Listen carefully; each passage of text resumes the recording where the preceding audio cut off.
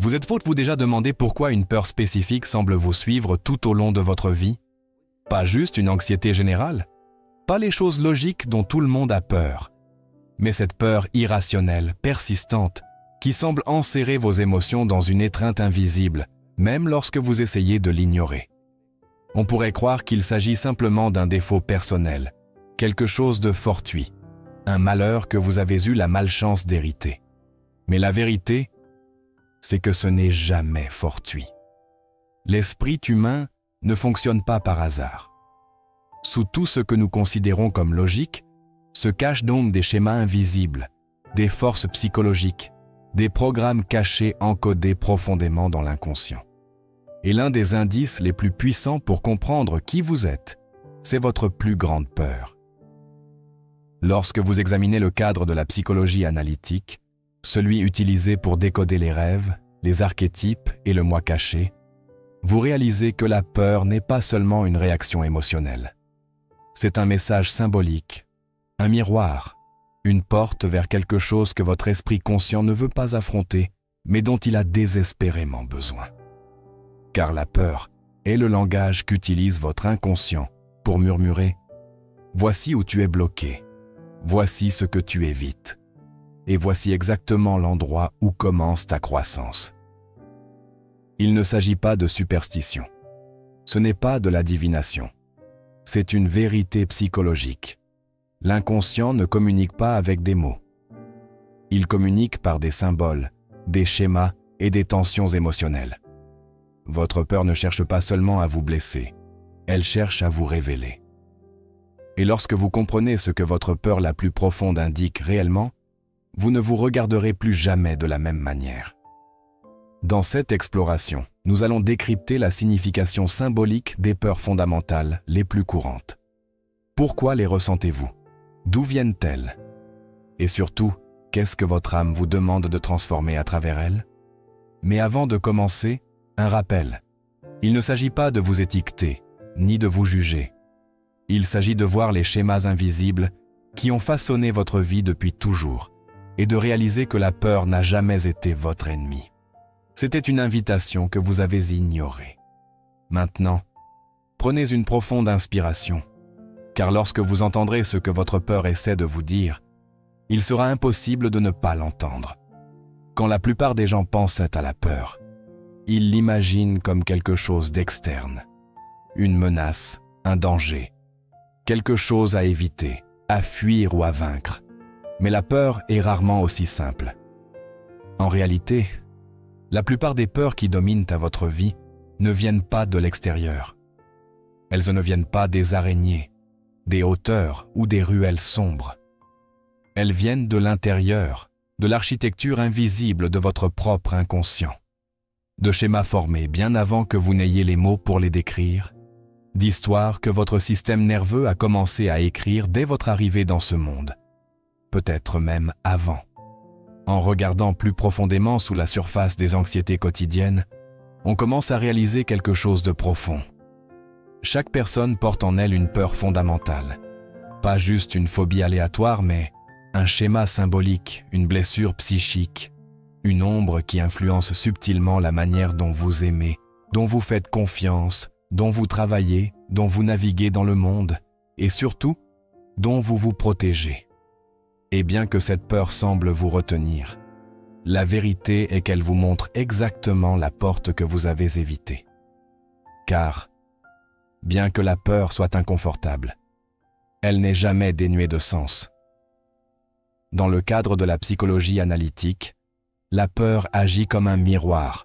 Elle reflète les parties de vous que vous n'avez pas encore intégrées, celles qui, à un moment donné, étaient trop douloureuses, trop écrasantes ou trop interdites pour que l'esprit conscient puisse les assumer.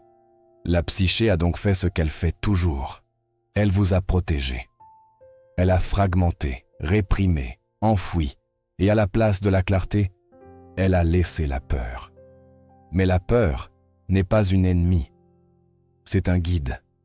C'est la manière dont l'inconscient pointe vers une blessure qui doit être transformée en sagesse. C'est la manière dont la psyché murmure. Ici, tu n'es pas libre.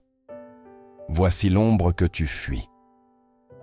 et voici exactement l'endroit où ta puissance t'a toujours attendu. Ce n'est pas de la philosophie, ce n'est pas du discours motivant vide de sens. C'est ainsi que fonctionne l'inconscient. D'ailleurs, si vous êtes curieux d'approfondir et d'intégrer vos ombres et votre lumière, jetez un œil à l'e-book Méthode CU. C'est un guide concis qui peut vous aider à libérer votre puissance intérieure en seulement 5 minutes par jour. Vous trouverez le lien dans le premier commentaire épinglé ci-dessous. Les symboles que vous évitez ne disparaissent pas, ils deviennent des peurs. Les émotions que vous réprimez ne s'évanouissent pas, elles deviennent des déclencheurs. Les parties de vous que vous exilez ne meurent pas. Elles deviennent une ombre que vous confondez avec un monde dangereux. Alors qu'en réalité, ce sont les parties non aimées de vous-même qui cherchent à attirer votre attention. Et si vous êtes assez courageux pour regarder, vous verrez que ce que vous avez toujours appelé « ma peur » était en réalité une carte de votre âme vers la transformation. Dans la psyché, il existe des schémas que la plupart des gens ne remarquent jamais. Des mécanismes invisibles qui opèrent silencieusement en arrière-plan de votre vie, influençant chaque décision, chaque relation, chaque moment où vous reculez, hésitez, où vous sentez bloqué sans savoir pourquoi. La peur est l'une des parties les plus mal comprises de l'expérience humaine. La plupart des gens la considèrent comme quelque chose à combattre, à réprimer ou à ignorer. Mais la vérité, c'est que la peur n'est pas un défaut du système. C'est la manière dont le système vous protège de quelque chose de non résolu, de non intégré, d'invisible. Lorsque vous commencez à observer la peur à travers une lentille psychologique, quelque chose devient rapidement clair. La peur n'est pas aléatoire. Elle n'est pas chaotique. Elle est hautement organisée, suivant des schémas qui reflètent la structure symbolique de l'inconscient. Chaque peur que vous portez a des racines, et cette racine n'est jamais ce qu'elle semble être en surface. Ce qui ressemble à une peur de l'échec peut en réalité être une peur de l'abandon. Ce qui semble être une peur du rejet peut en réalité être une peur de ne pas être digne d'amour. Éviter les conflits en surface peut masquer une peur beaucoup plus profonde de la déconnexion, de l'incompréhension ou de devenir invisible pour ceux qui comptent le plus pour vous. La psychologie analytique a montré que la psyché n'est pas passive, elle est active. Elle génère constamment des images, des émotions et des réactions destinées à vous pousser vers la croissance, vers l'individuation, vers le fait de devenir entier. Mais la croissance n'est pas toujours agréable.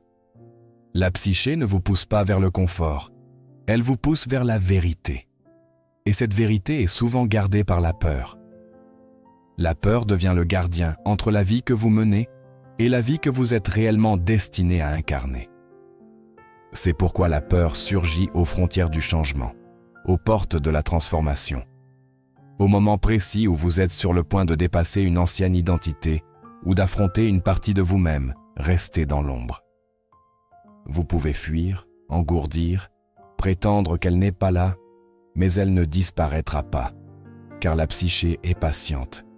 Elle attendra. Elle attendra aussi longtemps qu'il le faudra, jusqu'à ce que vous vous retourniez, regardiez la peur en face et demandiez enfin « Que cherches-tu vraiment à me dire ?» Et lorsque vous posez cette question, lorsque vous la posez vraiment sans jugement, quelque chose change. La peur se transforme d'ennemi en miroir, en message, en allié, qui attendait que vous cessiez de la combattre et commenciez à l'écouter. Cet inconfort n'a jamais eu pour but de vous punir. Il avait pour but de vous orienter précisément vers la blessure. Le schéma exact, le matériel inconscient prêt à être ramené à la conscience. C'est l'architecture cachée de la peur. Ce n'est pas aléatoire, ce n'est pas insignifiant. C'est la manière dont la psyché communique et la raison pour laquelle vous vous sentez si mal à l'aise. C'est qu'elle touche la partie de vous qui est inachevée, celle qui croit encore en une vieille histoire sur qui vous êtes, ce que vous pouvez avoir, ressentir ou devenir. Mais voici une vérité dont la plupart des gens ne se rendent jamais compte. Au moment où vous cessez de voir la peur comme quelque chose à éliminer et commencez à la voir comme quelque chose à décrypter, vous entamez un processus qui change tout. Vous sortez du mode survie. Vous cessez d'organiser votre vie autour de l'évitement et, pour la première fois, vous commencez à avancer vers la liberté. Pas seulement l'absence de peur, mais la présence de clarté, de plénitude et de confiance en vous-même. Il ne s'agit pas de vous forcer à être intrépide. Ce n'est qu'une autre forme de résistance. Il s'agit de comprendre la carte que votre peur a dessinée depuis toujours. Et lorsque vous apprenez à la lire, vous réalisez quelque chose de profond. Ce que vous fuyez n'est pas une menace. C'est un signal, un symbole, une porte vers vous-même. Pour certains, la plus grande peur n'est pas l'échec, le danger ou même la mort. C'est le rejet. La terreur silencieuse qui murmure « S'il voyait qui je suis vraiment, il partirait ». Ce n'est pas seulement un inconfort superficiel face à la critique ou au jugement. C'est une blessure existentielle profonde qui frappe au cœur même de l'appartenance. Elle découle d'une vérité primordiale. Pour des êtres sociaux, être banni, exclu ou abandonné signifiait autrefois la mort. Et bien que le monde moderne ne fonctionne plus ainsi, le système nerveux, lui, n'a pas évolué. Ceux qui portent cette peur vivent souvent leur vie en jouant un rôle. Ils sourient quand ils n'en ont pas envie, ils acquiescent quand ils veulent s'opposer. Ils deviennent ce que les autres attendent, tout en abandonnant silencieusement une partie d'eux-mêmes dans le processus. C'est un cycle épuisant, où le besoin d'acceptation prime sur le besoin d'être authentique. Mais voici le paradoxe douloureux. Plus ils essaient d'être ce que les autres veulent, plus ils se sentent déconnectés, car l'acceptation obtenue au prix de l'authenticité n'est jamais une véritable acceptation. C'est un masque, une performance, un contrat fragile basé sur des conditions impossibles à maintenir indéfiniment. Dans le cadre de la psychologie des profondeurs, la peur du rejet pointe directement sur une narration inconsciente, selon laquelle l'amour est conditionnel. Être pleinement soi-même est dangereux. Et montrer la vérité brute, désordonnée et complexe de qui vous êtes entraînerait la perte de tout. Mais la vérité est exactement l'inverse. Les parties de vous que vous craignez le plus de révéler sont celles qui aspirent le plus à être vues. Non par tout le monde, mais par les bonnes personnes. Celles dont l'acceptation ne dépend pas de votre perfection, mais de votre présence, de votre vérité, de l'intégralité de qui vous êtes. Le véritable travail ici n'est pas d'éliminer la peur du rejet, mais de la transformer. Il s'agit de la voir comme la manière dont la psyché vous demande « Quand as-tu appris pour la première fois qu'être toi-même était dangereux ? Et es-tu prêt à cesser de t'abandonner juste pour être choisi ? Car le plus grand rejet ne vient pas des autres, il vient de l'intérieur. Chaque fois que vous trahissez votre propre vérité, dans l'espoir que quelqu'un aimera une version de vous, qui n'est même pas réelle. Quand cette peur est affrontée, non avec agressivité mais avec curiosité, elle devient un portail, une porte vers l'acceptation de soi. Et le paradoxe est profond. Au moment où vous cessez d'avoir besoin que tout le monde vous choisisse, les bonnes personnes commencent à apparaître. Pas parce que vous êtes devenu parfait, mais parce que vous êtes enfin devenu réel. La peur de l'échec. Il existe une peur qui ne murmure pas seulement. Elle paralyse. La peur de l'échec. La conviction silencieuse qui dit « Si j'essaie et que j'échoue, tout s'effondrera. Je perdrai le respect, l'amour. Je me perdrai moi-même. » À première vue, cela ressemble à de la procrastination, du perfectionnisme ou de l'hésitation. Mais en profondeur, il ne s'agit jamais de l'échec lui-même. Il s'agit de ce que l'échec symbolise pour l'inconscient. La honte, l'inutilité, le risque de confirmer la peur la plus profonde de toutes. Peut-être n'ai-je jamais été assez bon pour commencer. Ceux qui portent cette peur deviennent souvent des maîtres de l'évitement. Pas parce qu'ils sont paresseux, pas parce qu'il leur manque d'ambition, mais parce que leur système nerveux a appris à associer l'échec à l'humiliation, à la douleur, voire à l'anéantissement émotionnel. Quelque part, profondément enfoui, il y a une croyance qui dit « Si j'échoue, ce ne sera pas seulement un événement, cela me définira. » C'est pourquoi tant de gens restent coincés dans la préparation, dans l'attente, dans le perfectionnement.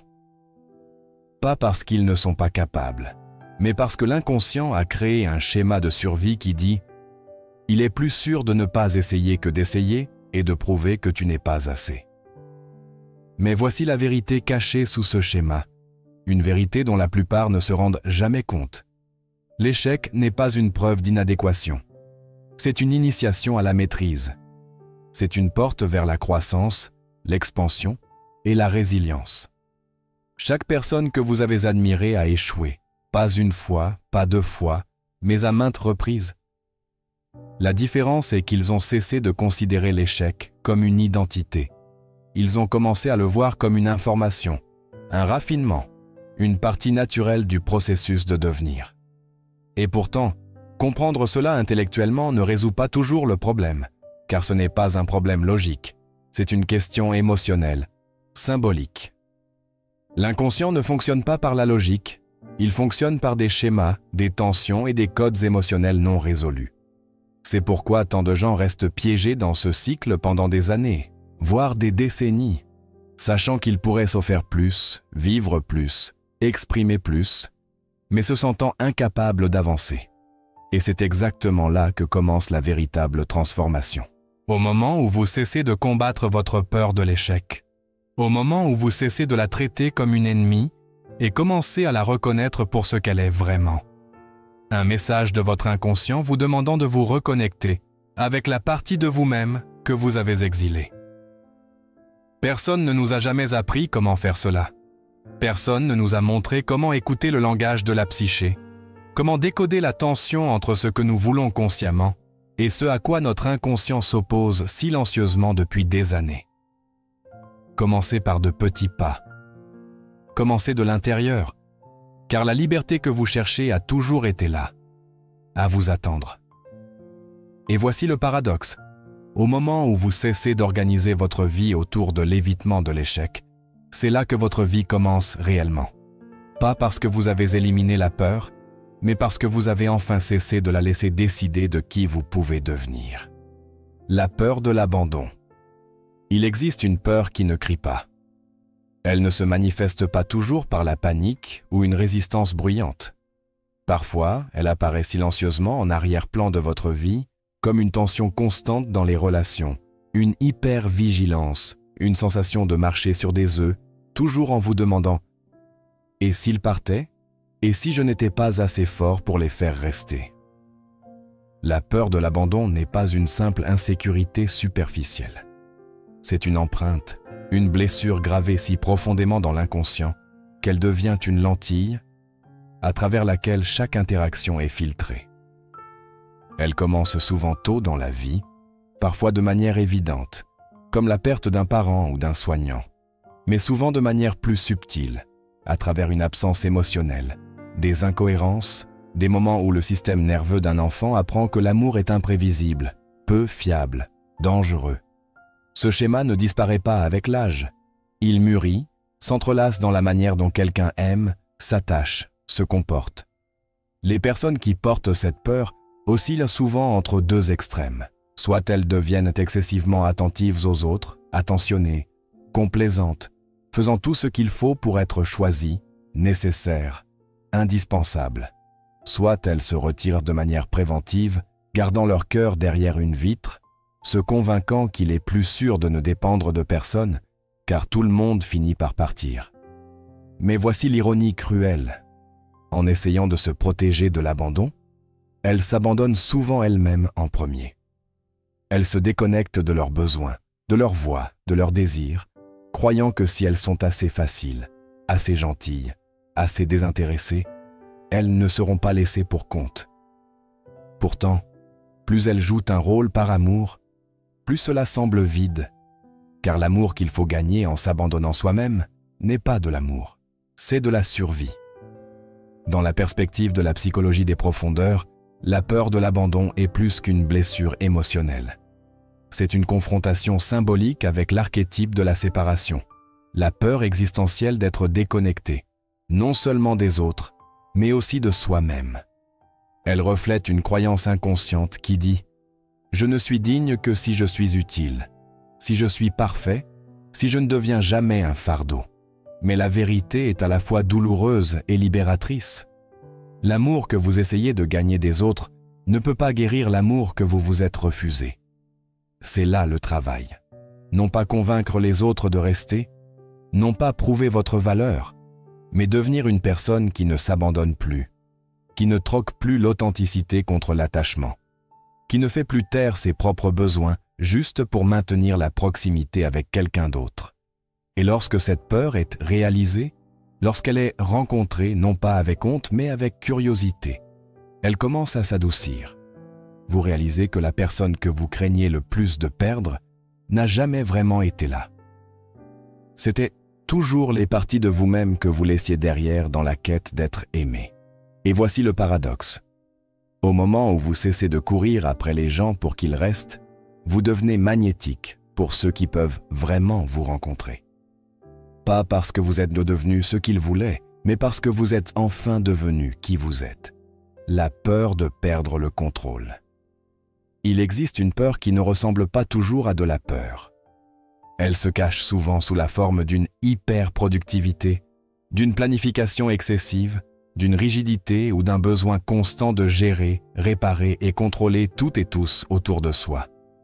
À première vue, cela ressemble à de la discipline, à de la responsabilité, voire à du succès.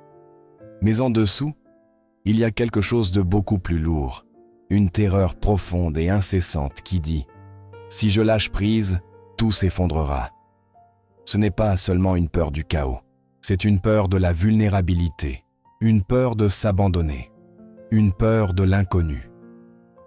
Quelque part, profondément enfoui, l'inconscient nourrit la conviction que lâcher le contrôle équivaut à un danger émotionnel, psychique, voire physique. Se détendre, faire confiance, permettre, c'est risquer tout. Ceux qui portent cette peur vivent dans une tension constante, une pression silencieuse et invisible, qui ne s'apaise jamais totalement. Ils se microgèrent souvent eux-mêmes, leurs émotions, leur image, leurs relations, leur avenir, car la psyché s'est convaincue que le contrôle est le seul moyen d'être en sécurité. Mais voici la vérité cachée sous ce schéma, une vérité que la plupart ne voient dans le jamais. Le contrôle est une illusion. Il a toujours été. La vie est mouvement, incertitude, fluidité. Et plus vous essayez de la forcer à prendre des formes fixes, plus tout devient fragile, y compris vous.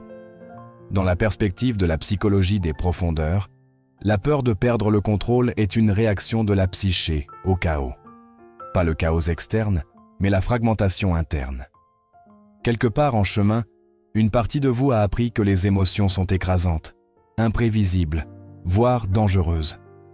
Ainsi, l'inconscient s'est adapté.